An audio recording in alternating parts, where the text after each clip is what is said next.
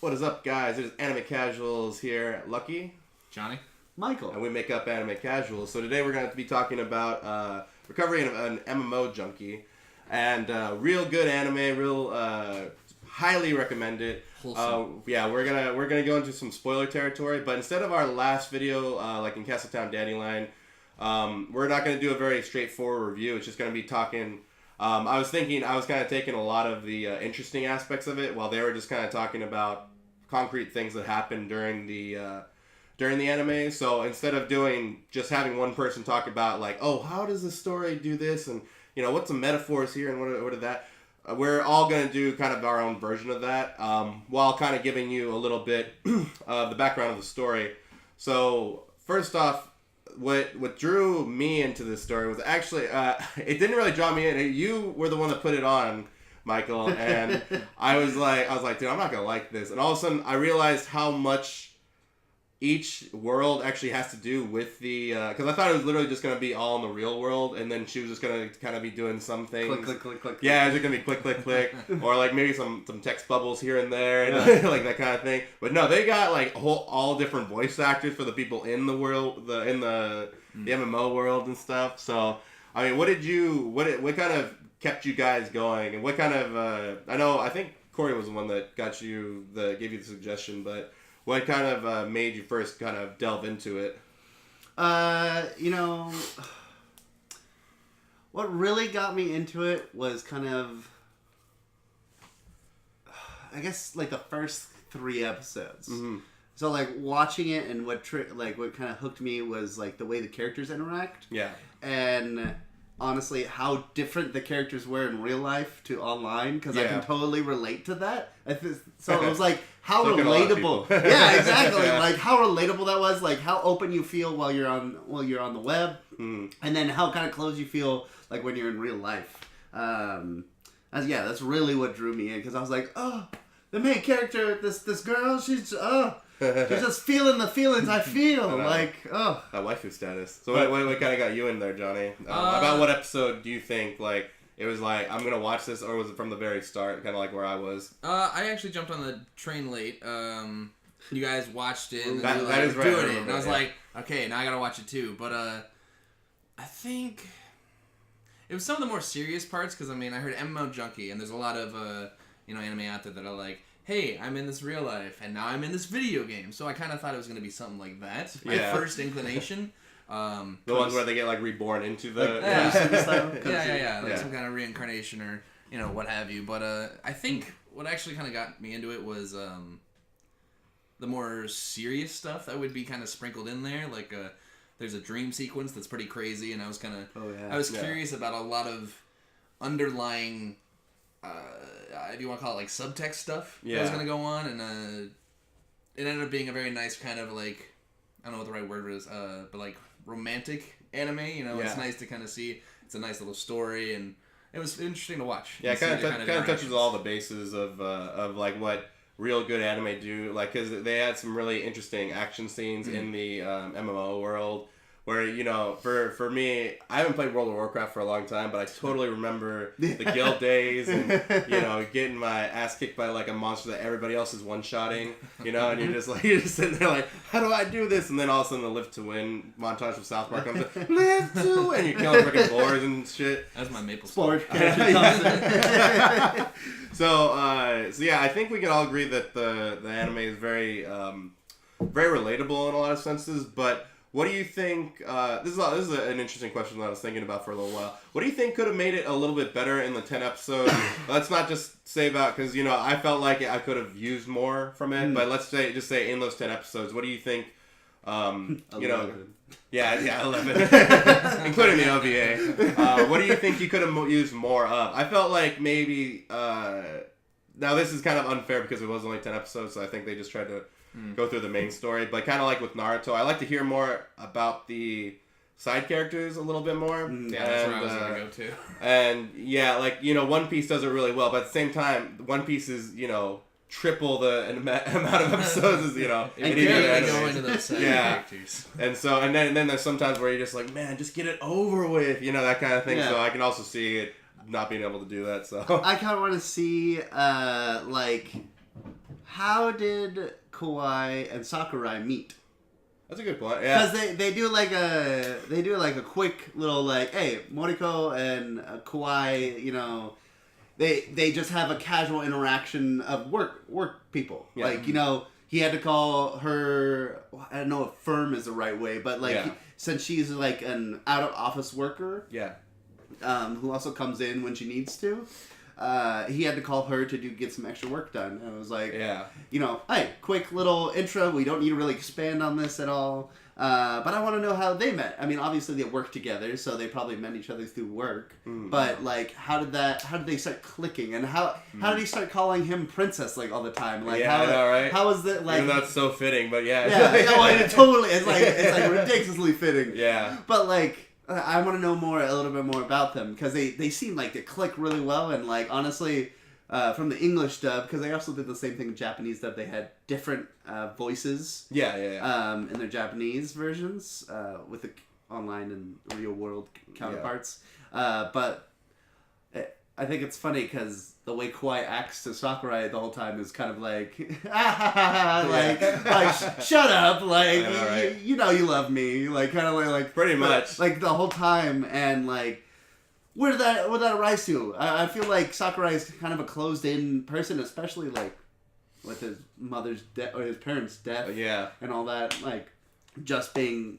What, like a year ago or something? Yeah, it wasn't. The timeline's a little like wonky, but like, I was like, how'd you two become so fast friends? Did he help you during your time of need? What happened?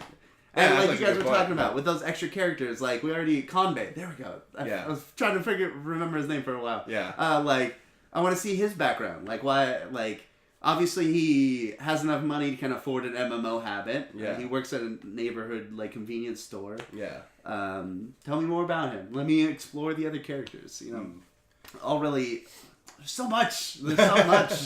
So, what did you think, John? I remember you said you kind of agreed with me with the extra character development. I do. What characters? You don't have to say names because I'm not going to remember any of the names anyway. But blonde, green hair, you know. Yeah, I was going to say fat guy that's also a married girl, is a married woman as well. That dude's hella funny. I know, right? See, that's the thing.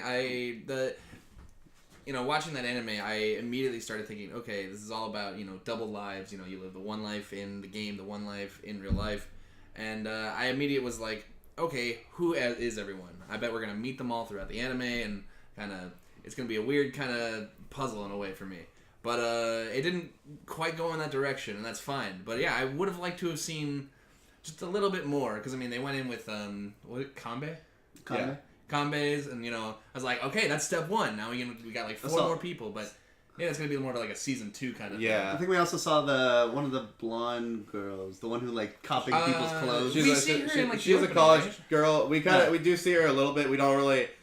We kind of just hear a little bit of her backstory, and then she got one of her friends into it as well, like that kind of stuff. Yeah. We don't really hear too much about her besides the fact that she is a college girl, and that's kind of like. Is there any of them that you're most interested in? Like, we don't know we can't remember the names very well, but is there any of those characters that you guys are really interested in? That one character. Yeah. To me too. I'd have to actually say the married guy online, the big guy. They both play the character. Yeah, and that's like, I think it's just hilarious that everybody kind of knows when they switch, because their personalities kind of switch a little bit. And one of them will be like a little bit more caring towards other people. Yeah. One of them will just be like kind of oblivious to everything. They're always like, "Are you playing now?" I know, right? I totally calling him. You're playing this character again. Come on. Dude, I want to see more because. Since the first season, if it goes to the second season, great. But if whatever season we're left out right now is totally about Sakurai and Moriko's like budding relationship. Yeah. But Kanbei also has like a budding one. Mm. Him and that one girl who he makes just a small comment to. He's like, I like you in your old clothes. Yeah. Dark colors totally fit you. And she's like, oh. And she kind of gets down, but then like the next day she's like, you're right. Like, this is who I am. I don't need to act like anybody else. I need to act like Lily, who has all the money and buys 100 loot boxes and stuff like that. But I'm like, that seems to be like just barely like erupting in like this season. I kind of want to see a little bit more of the two of them because I want them to be like, is it going to go IRL? What's going on? You hear us, developers? Season 2. It needs to happen. I'm pointing at the computer, but I'm pointing at you too. Come on, people who are watching this video, go tell them. Funny enough, I actually think we may have seen... I don't know about all of them, but at least a good chunk of who each person is in real life in the opener. Yeah, because there's a couple people that just don't show up throughout the anime, and you're like, where? I mean, there's like a real life version of them. There's the chick with the blonde hair.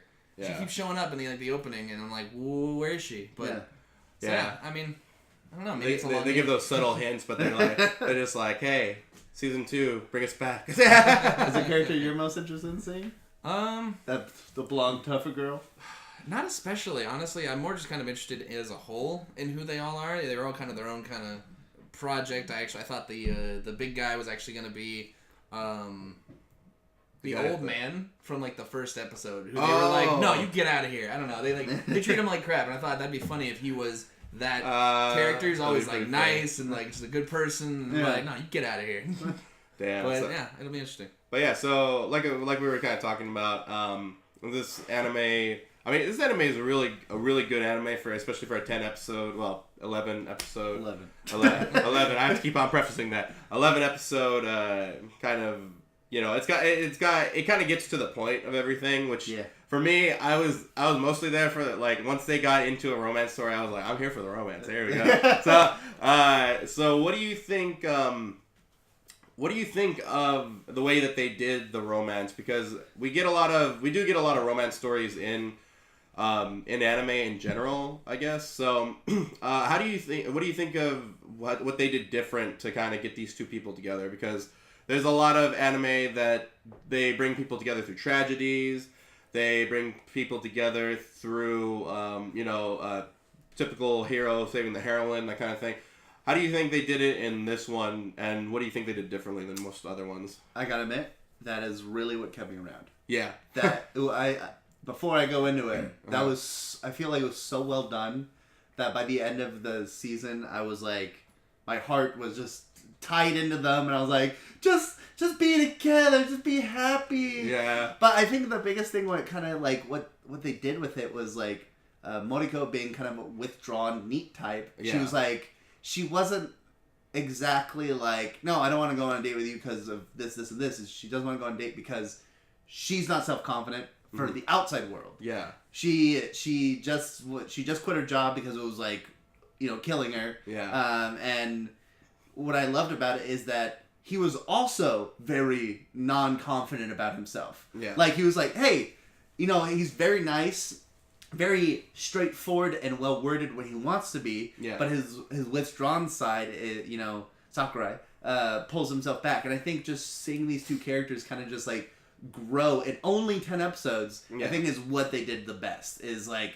by the end of it, you can see they're both kind of like a true relationship. They're both supporting each other in their weak aspects. Yeah. Sakurai, God, jeez, like he pulls like 3 punches in this series of where he goes, hey, I got an idea.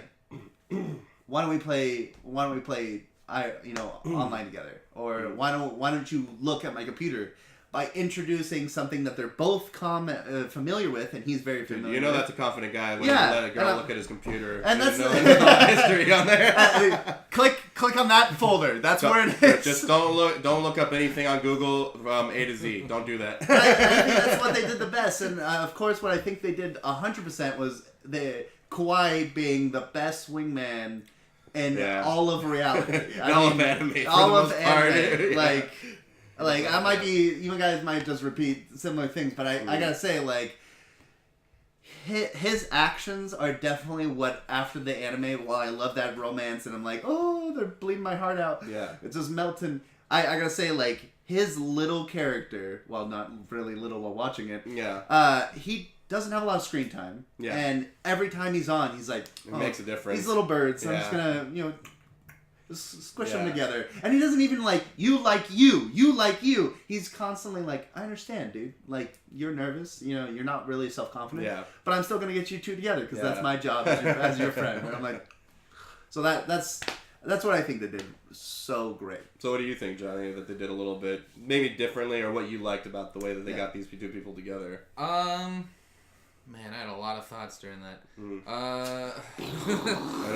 Hold on, squish them back down. Here, flex tape for you. Sorry, I just watched that JonTron video. That's just awesome. Oh, yeah. So my feelings on this anime, which was kind of nice, was it's a different kind of story. It's not in general, yeah. Yeah, it very much in general. Not even just on the romance part. It's just a different story because, not to talk badly of it, there's weirdly not a whole lot going on in this anime. There's a lot of she goes down the street, to the grocery store, or she goes down the street another way to meet this person, and then she's in her room, and then they're all kind of doing that. Yeah. And that's what's kind of cool. For an anime that doesn't have really a whole lot happening, there's still a lot happening. Yeah. And that's what's kind of really interesting. They had to portray the story in a different way, and the romance of it in a different way, and it's fresh and it's new, and that's what's kind of really interesting for me.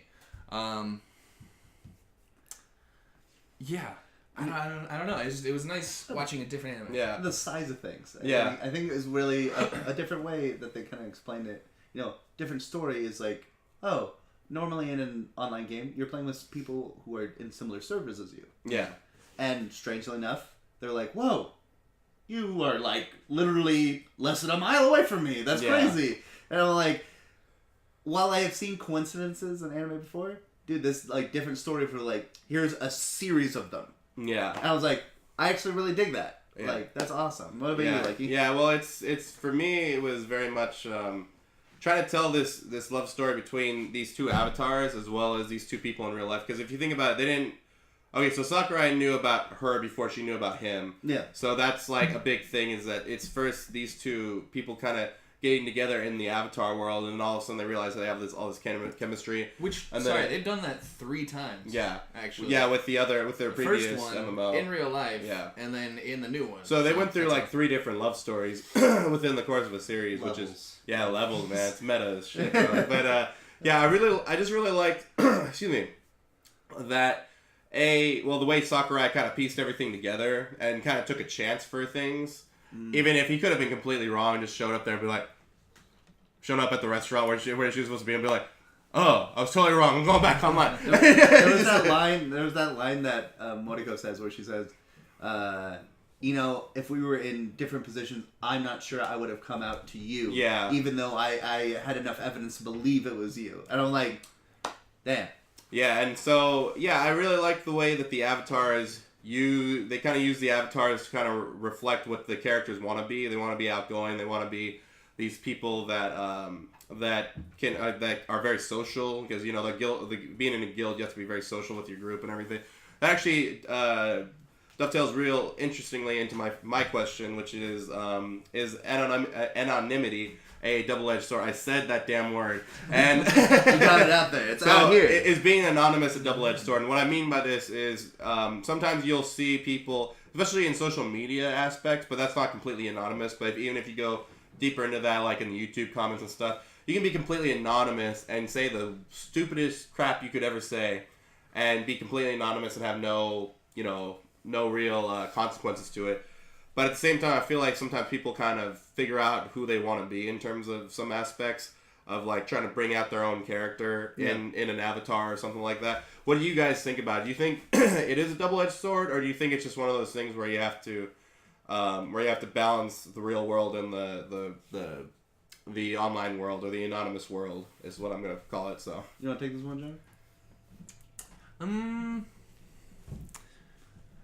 No, I don't have a complete thought yet. He's staying anonymous for now. I don't know who this is. I don't know. Censor bar. Drop his voice down.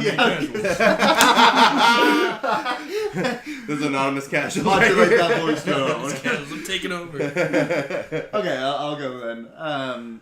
I think in relation to this anime, since everybody is totally like pretty much a good person, you don't really see that kind of like negativity. Yeah.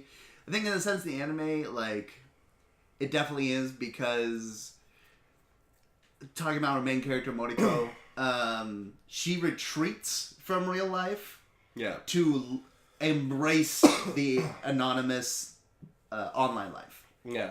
And that's kind of like stabbing herself in the back, because she's giving up one whole aspect of her life to just donate her whole life to MMO, which, If that's your life, great. Yeah. But I do believe you need to balance them out because, being entirely on your computer means that you're slightly wasting away, even though she was in amazing shape. Yeah, right. And, I think she's really stabbing herself in the back by, giving that up. But it also gives her a sense, I don't know, a step to keep going. She's like, I can't deal with the real world right now, so I'll deal with this online world, and it's lovely, and it's happy, and, Fruits de Mer just seems like a positive game where you don't have that kind of negativity. Yeah. While on the flip side, our real life world, being anonymous online, of course, means you can do whatever the hell you want, which I think is an issue, because some people take that to the next level and be like, okay, I hate that person, so I'm just going to do everything in my power online and make sure that person's the world is a living hell. Yeah. But you also have the flip side where people feel better being really kind and nice to people when they don't know it's them. They're like, I can be who I want to be, I don't want to get that more in my question, but yes, I totally think it's a double-edged sword for both positive and negative reasons. Yeah. As for the people giving your life a living hell, I'm looking at you fucking 7-year-olds on Grand Theft Auto. I know who you are. I know you have that freaking jet that keeps on dropping bombs on me. I know it. So did you get any ideas from that, Johnny, at all? Yeah, I did actually. Fruits de Mer Online. Grand Theft de Mer. Oh god. I'm actually definitely gonna agree with Michael. It's definitely could be a double-edged sword. I think it can be. It can help in ways, but also be very detrimental. Because like you were saying, you can do whatever you want, but you are just kind of you're there wasting. You're not necessarily doing anything. Depending on the personality of the person, they can do a lot with that. They can use it as practice, put it weirdly, but yeah, so it is definitely a double-edged sword. I think it's easier for people to kind of slide into certain comfort zones like that, and that can kind of make it difficult to kind of slide back out. But yeah, because there's no consequences to kind of say like, oh yeah, this is not, maybe this isn't good in real life, or maybe this isn't appropriate behavior in real life, even though it's appropriate behavior in this world, or that kind of thing. Yeah. So it's just proportions. Yeah, and I just gotta add on to that. I think there's not as much of a correlation as people think in terms of violence in video games. You actually see that there isn't really too much of that, just because I feel like people get a lot of their angst out in video games. As long as they're still doing other things, what I'm saying. If they're literally just on video games 24/7, yeah, that shit can probably be pretty messed up. But a lot of, people are acting like kids only do video games. Well, they have to go to school. They have to, it's against the law not to go to school. So at least here in the United States. Yeah, here in the United States. So it's, so they're still doing other things and still trying to incorporate things.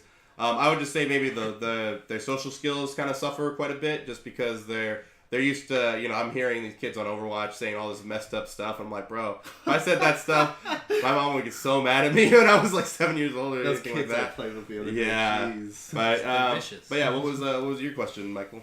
Oh, right before I get there, I gotta say, VR chat is like we've been watching a lot of videos of VR chat. VR chat kind of shows you exactly what the double-edged sword could be. It's you see a lot of weird stuff. But you also see people being completely anonymous. Yeah. You don't even know what they look like because they're their own model. But sometimes that leads to amazing things, like people having fun.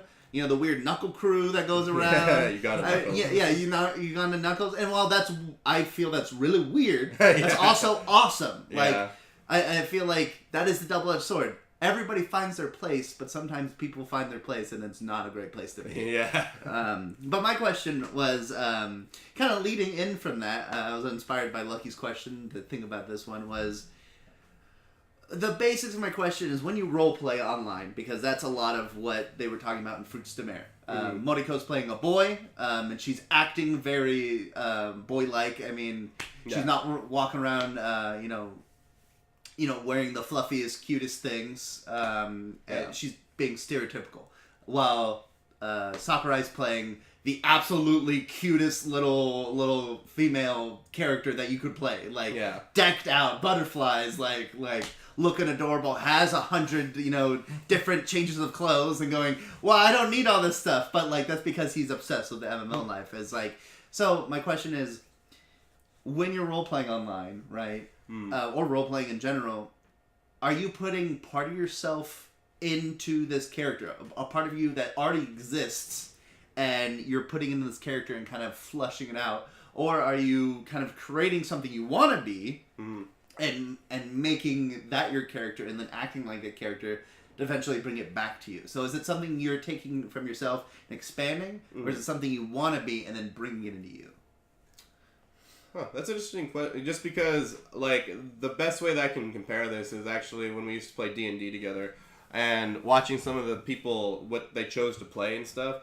Like, I chose to be a bard, and I chose to be a very small person. Like, it was, like, pretty like, Hobbit-esque. Like I forgot what the heck it was called, but a halfling or something. I don't know. Yeah, I was like, yeah, that's right. And I, for some reason, like, I've always, I've never actually had a stigma about being tall, but I've always looked at it from the other side because I like martial arts and that kind of thing. So but jiu-jitsu is very much it started out as a small man's way to take on a bigger person or a stronger person in a lot of senses. And so I always was like, well, I'm never gonna find a guy that's super huge, like in normal circumstances. Like I'm not gonna find like a Brian Shaw who's like a world's strongest man right now. I'm not gonna see him. He's like 6'9", like mountain-esque size, and 450 pounds. Like I'm not gonna see that guy in a jiu-jitsu gym or anything like that. Yeah. I'm gonna see him in a weightlifting gym maybe, but not in a circumstance where he's gonna have to come after me or do that kind of thing. So I've always been interested in this very vulnerable, like what happens if you have to use your brain over your brawn, and so that's why I kind of delved into that kind of character, and also I really like music. So in a way, I kind of took that projection of what I kind of would like to have experienced, maybe not like to have been permanently, but I took what I wanted to experience, but also put a little part of me in there because, I brought my ukulele and I was actually singing the songs and everything. Yeah. And so I bring a little bit of myself into that character while it also being a pretty different model for me. But yeah, that's kind of like my answer to that. Yeah. I definitely think that, at least to some extent, because otherwise you're just a spy and you're trying to be someone else. I think everybody... well, that's what I was thinking. Everybody... at some point, whatever character, because like you were saying, VR chat, I was trying to think of the most extreme examples of, people who clearly were not who they were in the game versus real life. And I was like, well, why? And even that, they're throwing a little bit of themselves in there just because they think that's funny. So, I think no matter what, unless you're purposely trying to just fool someone, catfish them or whatever. Yeah. you're putting at least some of yourself into whatever character you decide to play, whether it's different gender, different race, different whatever. Mm-hmm. And even some examples from MMO that I was trying to actually look at in a little bit of a rewatch we kind of did. Because Mori, like you're saying, kind of plays like a boy. She plays a boy, but the things she wear is very kind of simple. She goes to the store, it's just a big coat, and that's it. Yeah, or like a tracksuit. I just need to be warm, or a tracksuit, we gotta go. Yeah. But Sakurai, I tried to look at him a few times, he's pretty well kept. He'd usually wear like a scarf, you know, he's got like an accented thing, granted, it could just be cool, but still. Fashionable. Yeah, he was very kind of like kept. Yeah. And I thought that was kind of interesting looking at that to kind of go off what you were saying. So yeah, I do think you put yourself into that to some extent. Well, and like kind of taking examples from MMO Junkie is I would say you see less of it with Moriko, like playing her character, because I really feel like her character that she's playing is like similar to her, but it since we don't see a lot of like how she is because she's very kind of timid on all aspects. Yeah, her character's very still timid, but like a little bit more open. While Lily's character, I feel like, is a lot different than Sakurai is in real life. Because in real life, he's like, I just got to do my job. I'm having fun with Kawaii, but still with Kawaii, I'm like not confident. I'm still down on myself the whole time. Yeah, there's a bigger contrast. To that. But Lily is like, hey. But like he was saying, that part of Sakurai, like Moriko said a whole bunch of times, was like, you remind me of somebody else because those aspects of him come out more and more as the series goes on. And by like that last episode, he's just Lily all the time in the IRL. And I feel like he takes a small part of himself, he puts in the game, role plays it enough that he's like this is who I want to be. Like, it's something he's looking forward to. And I think that's what happens a lot, you know, say VR chat or, you know, any of these online worlds is even like little kids. They're playing who they want to be because they want to be adults. Yeah. They want to act like them, but they're not. So they do it in a really immature fashion. Yeah. People who are on VR chat, even playing Ugandan Knuckles, you know, they're playing somebody who is social with a bunch of other similar people. Like, you see those, like, Ugandan Knuckles, like, flow like the ocean. Yeah. You know? Like, there's, like, 15 of them, like, going around. It might be dead now, but, you know, we don't know. And, like, people, like, try to role play a character they want to be. Yeah. Not to say everybody wants to be a dead cat or something, or like some kind of weird bird, but they usually play that character just to be silly and have fun. And like that might be who they're trying to be. Is like, you know, I want to have fun today, so I want to be a more fun-loving person. And it's like, that's part of me that I'm putting out there. Yeah. You know, those people, probably super weird, so they're taking the super weird part of them, and not bad at all. Weird, I call everybody weird because I feel like it's a nice generic term because everybody's weird. Yeah, well, it's pretty universal, weirdness of it, because, you know, if you act a certain way outside of your character, well, you're outside of your usual character or your usual demeanor, well, you're basically weird at that point, or you're acting weird. Like that, it's just a term that we use to like describe people. Just acting out of the norm, but even the norm, like, you know, the norm's pretty plain, and everybody should be their own weird stuff. So yeah, like so just to kind of finish this off real quick, what would you guys give Recovery of an MMO Junkie in terms of like, let's just use a basic scale of 1 to 10, and 1 to recovered. 1 to recovered, yeah. No, 1 to full recovery. But what would you guys say? Because I'd probably give it a solid like, I would give it a solid 8, just because I wish it was a little bit longer. Yeah. And just from what I got, I know it has so much more to offer, but it's not the entirety yet. Like, I have to give it about an 8. But what did you guys say? Johnny? I think the anime, like I said, it has a lot to it. I think I would have liked a little bit more in certain spaces. I feel like they could have squeezed a bit more, you want to call it plot or story in there. You know, maybe for other characters or what have you. But I think I'm actually gonna give it a 7. Mm-hmm. But, you know, a good solid 7. Yeah, I mean, it's a good anime. Yeah. Mine is not a solid number. Yeah. Oh, okay. It's a little bit of wibbly wobbly, you know. Okay. I'm gonna give it an 8.5 because while I watched it, I was like, oh, it's hooking me hard. Yeah. Like, whenever I watch something, I feel like tied in emotions. You know, speaking to our next anime, maybe Gurren Lagann. Yeah. Money. I will really feel for that anime because it made me feel something. Yeah. And any anime, like, there's too many anime out there that, while I love them, I probably wouldn't rate them as highly because they're just comedic. Yeah. And I feel like if you're gonna make it something that somebody wants to highly rate and watch it over and over again, or be like, oh, it's been like 5 years, I gotta rewatch this anime because it stuck with you that long. Yeah. I think MMO is kind of like that. Mm-hmm. Because the only reason I didn't give it a 9 is because I did not tear up anytime. And I think that's usually my key for like I cried it up.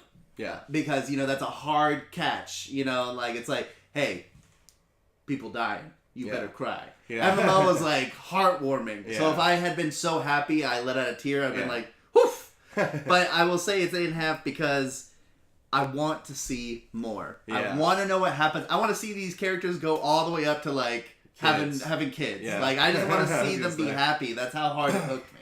Yeah. So, yeah.